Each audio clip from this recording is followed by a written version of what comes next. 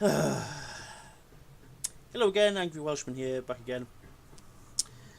These videos are kind of cute from Flat Earth Asshole because he tries to make it look like that he's legitimately debating somebody and he honestly thinks he's winning.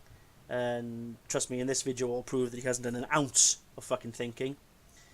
And, you know, it's really easy to debate somebody when the person you're trying to debate isn't actually in the video or isn't actually legitimately debating you, or you're actually doing a video versus somebody, because I know for a fact, Flat Earth Asshole, that if you debated anyone, a mano, person to person, face to face, you will get your ass handed to you. And that's why you don't do that, which is why you do fucking shitty tactics like this. This is one of the worst videos I think he's seen in terms of him using outdated information or just not thinking shit through, or by using a shit ton of information which I know has been debunked about 1,000,000 times already. Honestly, I still don't understand why he does this crap. And by the way, I will be skipping through much of this video just to get to the points that I want to get through, and I will play a few little segments to make sure that the point that I'm addressing is clear.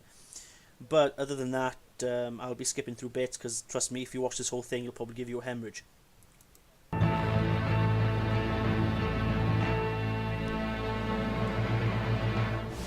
Wow, dramatic. Hey, y'all, make some noise if you think the Earth is flat! Make some noise if the Earth is flat! Make some noise! If you think NASA's full of shit, make some noise! Make some noise! I think you're full of shit. But to be quite honest with you, when people are drunk, you can shout pretty much anything at them that it would be nonsensical and have no meaning, and they probably would still shout and cheer. Noise if you think the Earth is flat! Oh look, that guy's doing the devil hand signs, look. Conspiracy. Make some noise if you think NASA's full of shit! Make some noise! Oh look, that guy's wearing a Gleason's map on his t-shirt. Oh, and they've actually bought Flat Earth Asshole's t-shirt. I will be addressing that lunar module later, as a matter of fact. Noise if you think the Earth is flat! Make some noise if you think NASA's full of shit! Wow. Good 20 people or so agree with you out of a population of 7 billion. Well done, jackass. I mean, asshole. Hey, if you think the Earth is flat, make some noise! If you think NASA is full of shit, make some noise! Wow, is he honestly trying to show us that everything's gaining momentum? Oh, it's that dude again that tried to tell me that the moon's not a solid object. Yeah, these people are really credible, aren't they? If you know damn well no one... Yeah, I can't watch any more of that. Now, Flat Earthers seem to be obsessed with Neil deGrasse Tyson. They hate the fact that he's a scientist and likes to have fun and acts a bit silly sometimes and does many other things. I swear that most Flat Earthers think that all scientists should look like this.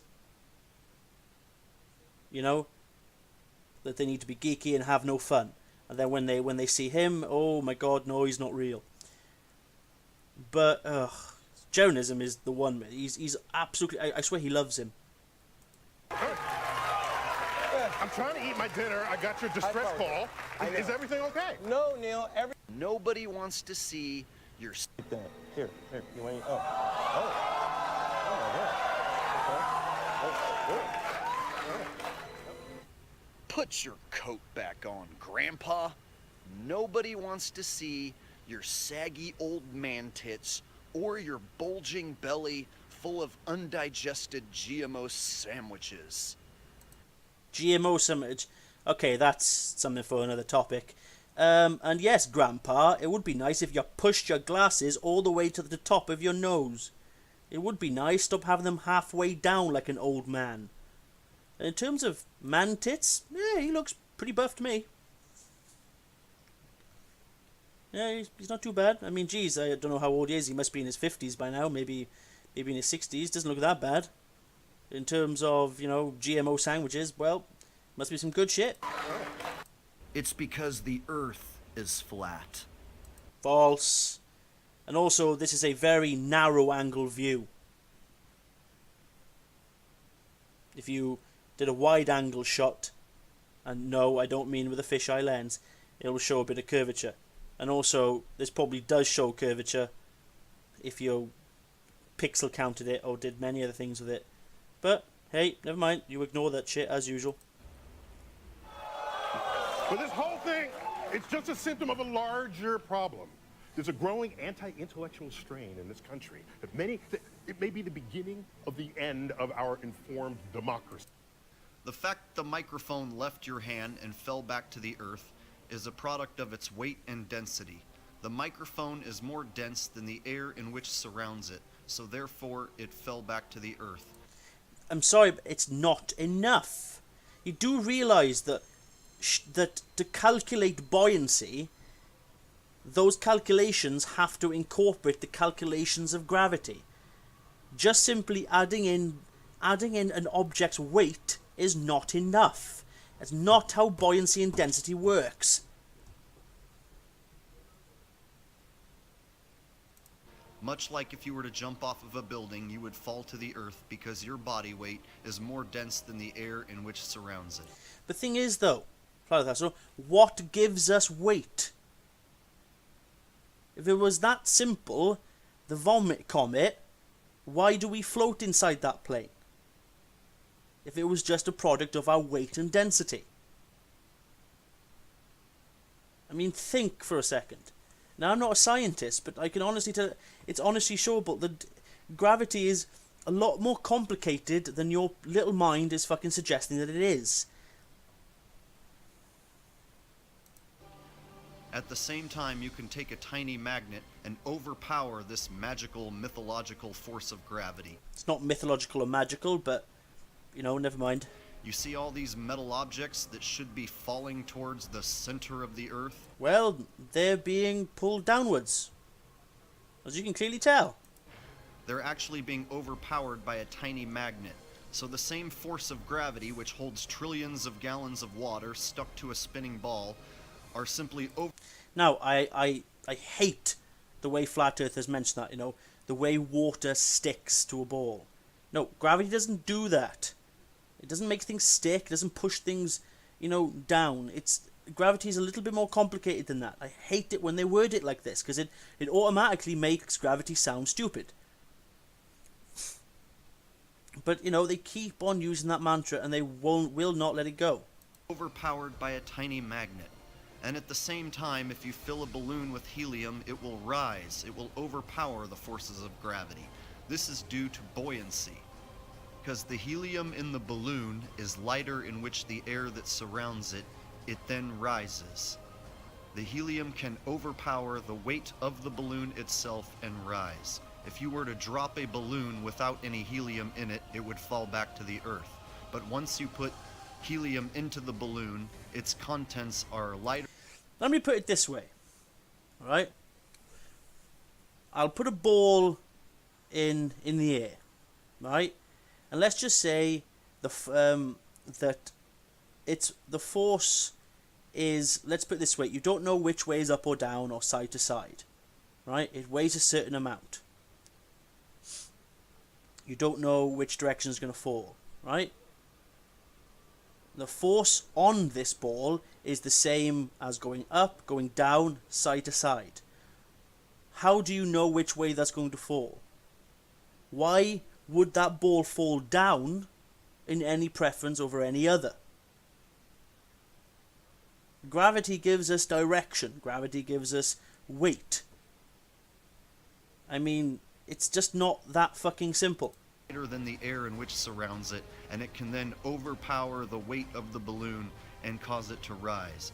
The fact that something falls and the fact that something rises is due to density and buoyancy. Again, not that simple. And nothing else. It is actually very simple. And nothing else? Really? I happen to know, Flat Earth, so that you're no scientist. whereas gravity causes objects to fall towards its supposed center of the Earth. The fact that the center of the Earth has never been proven causes the entire concept of gravity to fall apart. Yes, the center of the Earth pretty much has been proven. As the deepest any humans have ever dug down is in fact only 8 miles deep.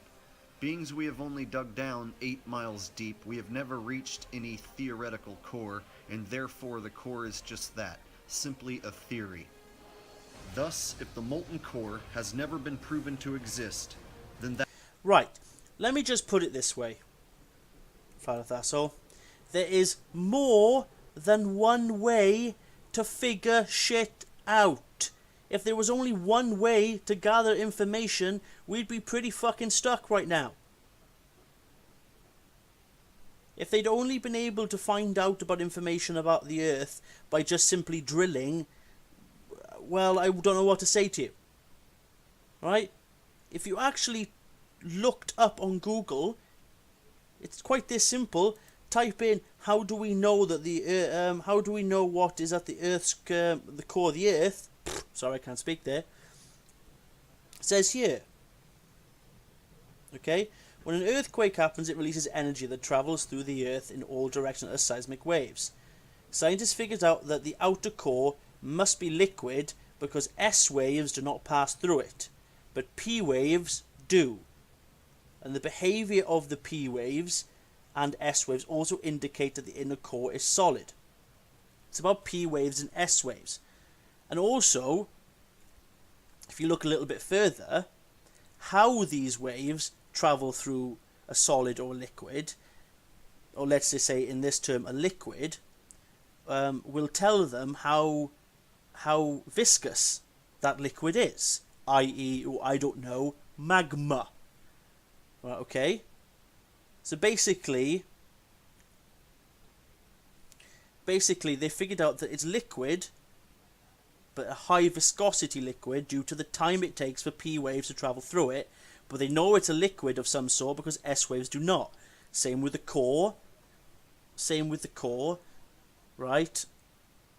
The core, that because it's solid, or because the P waves do not travel through it, but the S waves do,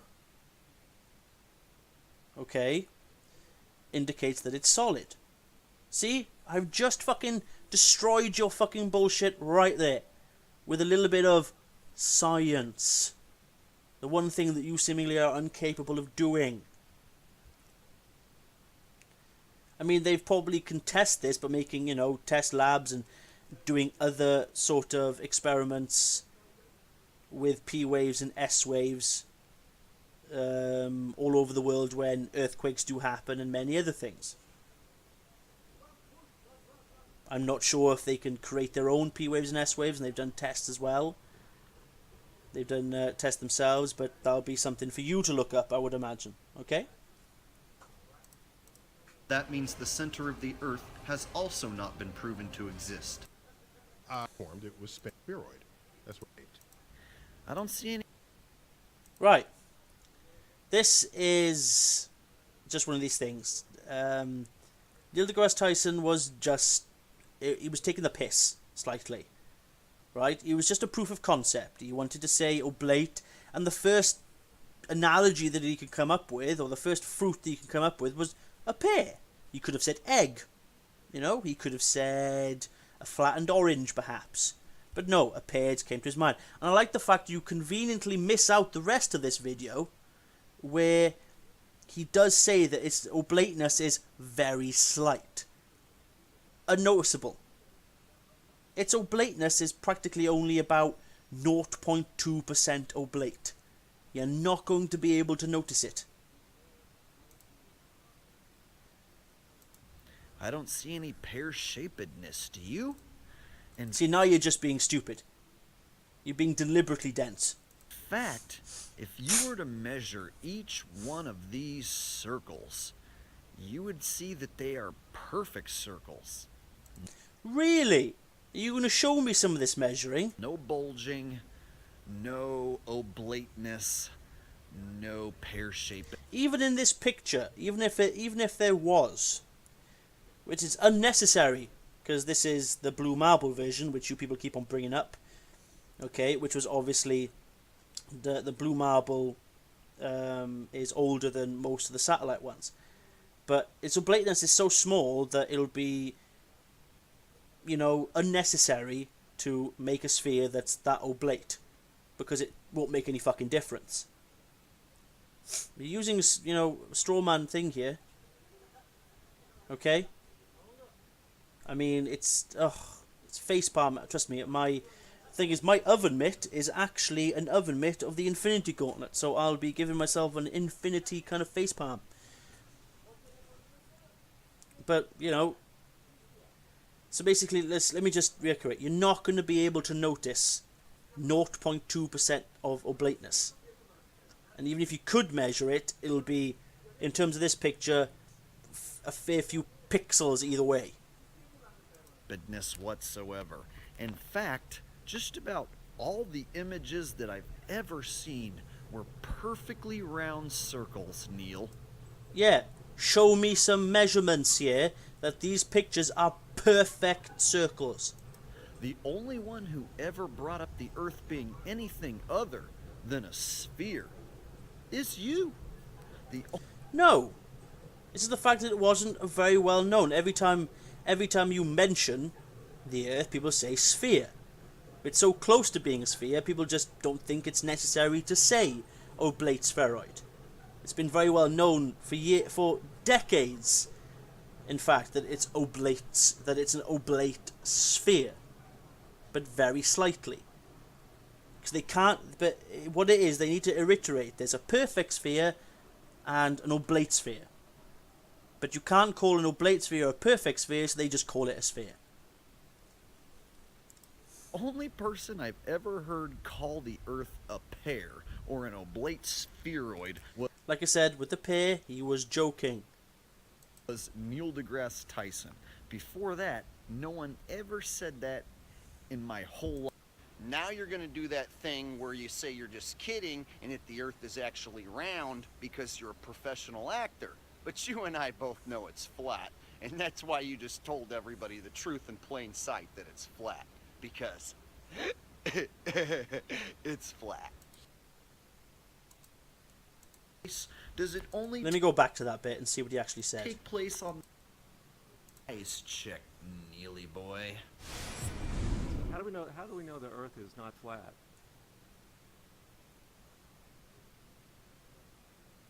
We don't. It's flat. Okay. Glad we established that. Oh, that's it. Yes, he was taking the piss, you fucking moron. You've just literally pulled something there out of nothing. Think they Or a pear. Because if the Earth wasn't Yes, I'd like to see the scale involved when the guy actually made this model. It's been shown by air pilots and a lot of the technology involved that the horizon does not rise to your eye level. indeed I'd also like to point out, horizon does not mean horizontal. Horizon comes from a completely different word and meaning. a sphere, an oblate spheroid, or in your case, a pear, that means as you gained altitude, you would have to look downward in order to see the horizon. However, this does not match our everyday experiences. Everyday experience is what? Do you go up in a plane or an air balloon every day? If we were to get in a hot air balloon together, Neil, and we were to go up there, the horizon would be flat and level. Hey, Flat and level does not mean the same thing. speaking of level, have you ever been to the ocean, the sea? They call it sea level for a reason. They don't say Exactly, because level does not mean flat. sea curve, do they? I'm going to poke one in here just for the fun of side-striking everybody else. Curvizon. In fact, it doesn't matter whether you're at sea But thing is though, at this height, even at Mount Everest, okay, if you saw a horizontal curve, there's something wrong. What you can't see in this picture, and what you will not be able to see, is vertical curve. things that curve downwards. But this is stuff we see when boats go over the distance, or when we see a cityscape from a far distance. Level or on top of Mount Everest. Whether you're looking out the window of an airplane, or if you send up a balloon 100,000 feet above the Earth, that horizon is flat. Hard. Yes, horizontally flat-ish. Evidence that the Earth is not curving in any way. Oh, really? I'll get to a little point in a minute. Not the same as a child thinking they know someone on TV. Oh, and look, what's that? That's a hot spot, folks, on top of the clouds made by the sun. That means the sun is very close. No, it doesn't. Where are you getting this information from? That means nothing. Absolutely nothing. It's the way light enters your eyes. There's an object up there that's creating light. It's got to reflect off something. Right? It's just the way your eyes work, the way your eyes pull in light. I'd like to know your thinking, or where you pulled this information from, that this proves that the sun is close. Also, even also by flat earth logic, okay? Many people have said this, from Jeranism to Eric Dubay and many other people, that the sun is 3,000 miles high. That's not exactly fucking close, is it? Not 93 million miles away. Where I have a problem, Neil, is because those Apollo images, well, they come from the government. That Ooh. means I have to blindly trust men who work for a government agency, because NASA definitely is a government agency. I have to trust the government agents who supply us with these images, that these are actually authentic. My problem is, when I hold these images under scrutiny, they fall Yeah, I would like to know how good your scrutiny is. I'm betting not very good. apart. For instance, if we were to look at these Apollo images of the Earth from the moon, many of them depict the Earth as being a tiny ball. Just like the moon is just a tiny ball from here on Earth, right? But isn't the Earth said to be much larger than the moon? They say the Earth is way bigger than the moon, right? Like in this NASA image of the dark side of the moon, we see a comparison of the Earth being much larger. So if we were to stand on the moon, as those men claim to have done, and we were to zoom in, and again, this is a NASA image. Now, let's imagine ourselves standing there on the moon looking at Earth. I'll show you why that's bullshit in a moment. How is it ever going to be a tiny ball up in the sky, like in those You've just zoomed in on a photo. Apollo images? How are you ever going to see the Earth rise? It would take up your whole view. For those of Really? Okay, actually, I'm just going to go back here for 1 second. Now, he's looked at this. I think he brings it up later. I think he does. One moment. Actually, yeah, he does, so I'll bring that up again later. the moon, this is enough. For those of you not following along, the very top image is the NASA image of the dark side of the moon.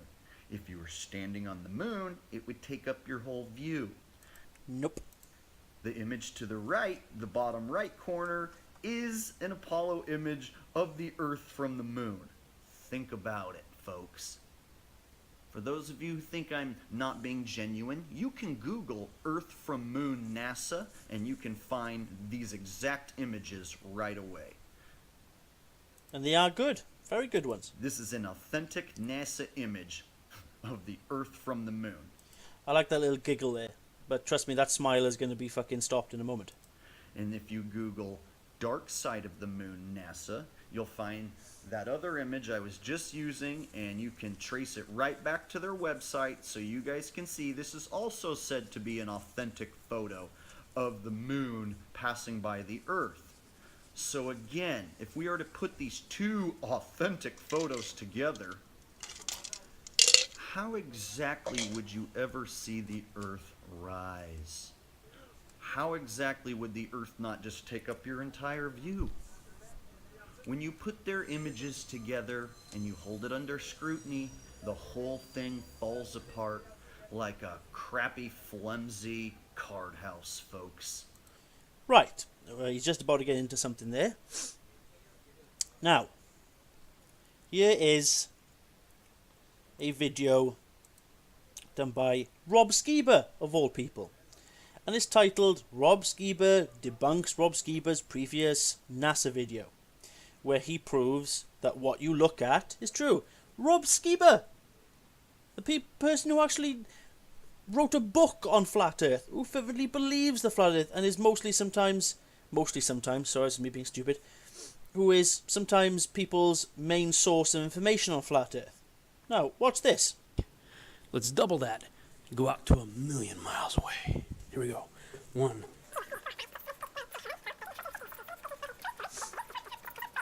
30. Satellite Rob is now 3/4 of a million miles away. 1. So let me just skip that. Oh, Satellite Rob is over 1,000,000 miles away. And what do you know? We've come up with pretty much the same exact results that NASA had. Okay, so my moon is a little bit smaller than their moon. However, you get the general idea here. Yeah, you see, Flat Earth Arsehole? Right. Remember that picture and remember what you just said. Holding up to scrutiny. It shows what your level of scrutiny is like. Okay? Now, remember how this looks? You can see the distance. I went ahead. So, like you said, he's done a scale thing, so everything's to scale. Okay? To where the satellite would be, to where the moon would be. And let's go back, actually, and just show you where the moon is towards his... how close it is to his Earth model. Happens to have a... Solar. Right, okay. But just so happens to be, my shoe happens to be about 12 inches long. So the math works out really well. So let's do 30 Earths here. Here's 1.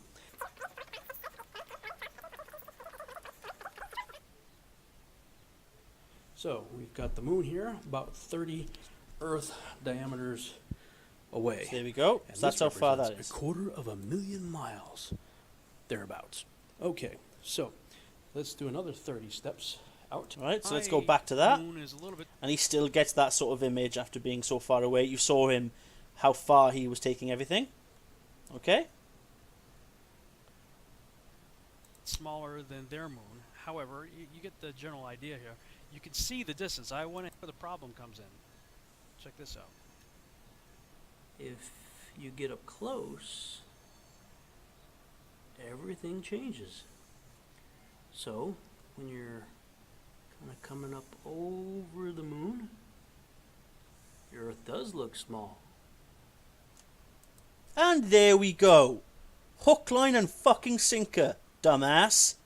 Asshole. Dipshit. Whatever your fucking name is. This is done by Rob Skiba. That proves what you see is perfectly acceptable. Very interesting. Look at that. You're on the ball, looking toward the Earth. There we go. Matches up almost perfectly. It does look smaller. And it looks pretty darn close to what the Japanese satellite showed, as well as what the pictures from, allegedly from the Apollo space program showed. So, it's kind of back to the drawing board, I guess, but... There we go. That's Rob Skiba debunking himself when he does proper research. So you can shove everything that you've just said completely up your own ass. We're on to the next bit. There's that tiny Earth from the moon. And hey, that's a funny looking spacecraft. I think I see tinfoil and scotch tape. Hey, let's take a closer look at that lunar module. You know, the spacecraft they say they landed on the moon in. That's it, folks. That's the spacecraft. Here's a better angle. Now, I don't know about you, but I think I can see tinfoil, scotch tape, and some curtain rods. Well, I love to see your kind of thinking towards that curtain rods. That could be, you know, in today's circumstances, you can get carbon fibre poles that are extremely strong that'll probably look like that. You have no idea what that's actually made of. But to address your biases on the lunar module, I would like you to watch this video. How I know we went to the moon.